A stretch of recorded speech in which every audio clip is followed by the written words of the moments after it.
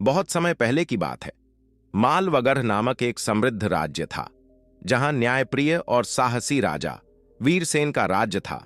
रानी कमला और राजा की गोद में एक नन्ही राजकुमारी चारुलता थी, जिसकी मुस्कान पूरे महल को रोशन कर देती। लेकिन किस्मत को कुछ और मंजूर था। एक दिन राज्य में भयानक युद्ध छिड़ गया। दुश्मनों के षड्यंत्र के कारण महल में आग लग गई।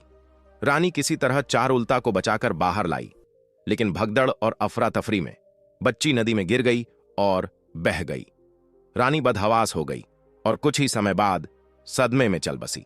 राजा वीरसेन युद्ध जीत कर लौटा, लेकिन जब उसे बेटी के खोने और रानी की मृत्यु की खबर मिली, वह टूट गया। कुछ दिन बाद वह राज्य छोड़कर तप करने जंगलों में चला गया। राजा वीरसेन अब एक सामान्य व्यक्ति बन चुका था। जंगल में साधुओं के साथ रहकर उसने साधना शुरू की और फिर पहाड़ों के एक छोटे गांव शिवग्राम में रहने लगा। वहां के लोग नहीं जानते थे कि वह कोई राजा था। वह अब भैरव नाम से पहचाना जाता था, एक शांत, समझदार और मददगार व्यक्ति। वहीं दूसरी ओर बहकर नदी के उस पार एक वृद्ध दंपत्ति को एक मासूम बच्ची मिली, जिसे उन्होंने सावित्री नाम दिया। उन्हें नहीं पता था कि यह कोई राजकुमारी है। उन्होंने उसे अपनी बेटी की तरह पाला। साल बीतते गए। भैरव वीरसेन अब एक बुजुर्ग नहीं, लेकिन अधेड़ उम्र का साधु जैसा व्यक्ति हो गया था, और सावित्री एक सुंदर, पढ़ी लिखी और संस्कारी लड़की। एक दिन गांव में अकाल पड़ा। भैरव राजा वीरसेन लोगों की मदद कर रहा था। उसी वक्त ही उसकी मुलाकात सावित्री से हुई। दोनों में बातचीत बढ़ी और एक आपस में जुड़ाव बनने लगा। गांव के लोग भैरव को सम्मान देते थे, और जब उन्होंने देखा कि सावित्री और भैरव एक दूसरे की संगति में सुकून पाते हैं, तो विवाह का प्रस्ताव रख दिया। भैरव पहले तो हिचकिचाया, उम्र का अंतर था, फिर भी सावित्री ने कहा, आपने मेरी आत्मा को छुआ है, मुझे फर्क नहीं पड़ता आप कौन हैं। साधु ने विवाह कराया। दोनों का जीवन सामान्य था, लेकिन एक रात भैरव को एक सपना आया जिसमें उसका पुराना जीवन, उसकी बेटी की हंसी और रानी कमला की आंखें उसे घूर रही थीं। भैरव चीख कर उठा। उसी दिन गांव में एक भिक्षु आया, जिसने रानी कमला के अंतिम क्षणों की बात बताई और बताया कि राजकुमारी बह गई थी, लेकिन मिल गई थी किसी किसान को। भैरव सन्न रह गया।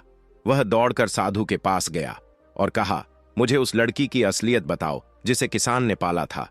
साधु ने कुछ दिन की साधना के बाद एक सत्य बताया, जिससे तुमने शादी की है वही तुम्हारी बेटी है। भैरव यानी राजा वीरसेन का दिल फट गया। वह जमीन पर गिर पड़ा, चिल्ला उठा, हे भगवान, क्या यही मेरा कर्म था? क्या मैंने अपनी ही बेटी से विवाह किया?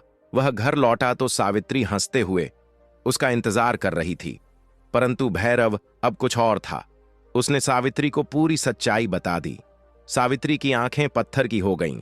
वह चुपचाप उठी, मंदिर गई और कहा, मुझे माफ करो भगवान, मैंने अनजाने में पाप किया। और फिर उसी रात सावित्री ने विष पी लिया। राजा वीरसेन फिर से अकेला रह गया। उसने राजमहल लौटकर सबके सामने अपनी गलती स्वीकार की। राजसभा में खड़े होकर कहा, मैंने अपने जीवन का सबसे बड़ा अपराध कर दिया। मेरी बेटी इस राज्य की सच्ची वारिस है, पर अब वह नहीं रही। मैं अब एक अपराधी हूं, और इसी प्रायश्चित में मैं सदा के लिए वनवास जा रहा हूं। कहा जाता है कि वीरसेन आखिरी बार हिमालय की ओर गया और फिर कभी नहीं लौटा। कहानी से सीख और संदेश, कभी कभी भाग्य के खेल इतने क्रूर होते हैं कि इंसान सबसे पवित्र रिश्ते भी पहचान नहीं पाता। यह कहानी एक राजा की नहीं, एक पिता की आत्मा की पीड़ा का है, जो भूल से नहीं, किस्मत से टूटी।